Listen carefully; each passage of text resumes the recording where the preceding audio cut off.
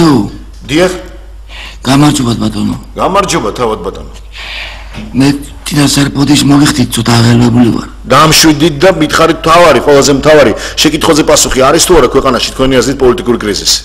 მეგობარო, პოლიტიკური კრიზისი მე დავარქმევთ მაპატიე ჩემი აზრია. პოლიტიკური ქაოსია. არავითარი კრიზისი, ქაოსი. ქაოსი? რატომ? დიახ, ქაოსი. რატომ? კოაბიტაცია და განაცხოვრება არის ორმხრივი. დიახ. ამ ორი ძალიდან ნამდვილად ერთ-ერთს არ უნდა. და ნამდვილად ერთ-ერთს უნდა. ნიშნულობა რა აქვს, რომელს უნდა და რომელს არ უნდა. მათ შორის განაცხოვრება არ მოხდება. უკაცრავად, თქვენ საიდან რეკავთ? სკაიპით რეკავთ? არა, საქართველოში ხართ?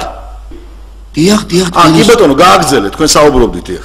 ჩემო ბატონო, ნამდვილად ქაოსია. დიახ, ქაოსია. ყოფილი მთავრობა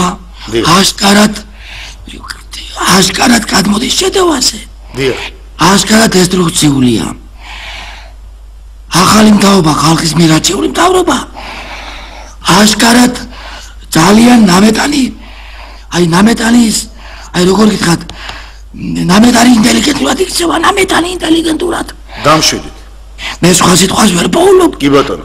ალბათ აღელვების ბრალია ვერ იპოვე სხვა სიტყვა. არა, დამშვიდით, არ აღელდეთ ბატონო, არ აღელდეთ, დამშვიდით. ბატონი ბიზინა ივანიშვილს მოხსენებ. მარტო ახალზე აუცილებლად.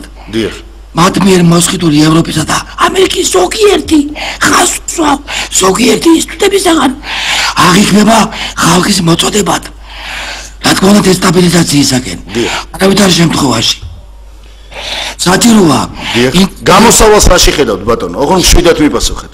ინტელიგენციის გამორჩეულმა და ცნობადმა სახეებმა მოუწოდონ ხალხს, რომ ნაციონალური მოძრაობა წავიდეს მშვიდობიანად.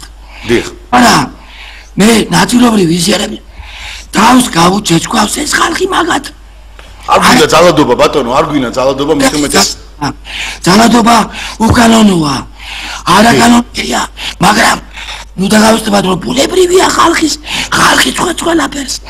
ხალხის აღშფოთება ბუნებრივი მოვლენაა და ხალხის მოთხოვნაც ბუნებრივია და ყოველგვარ კონსტიტუციაზე მაღლა დგას. დიდი მადლობა, უღრმესი მადლობა, გაიხარეთ.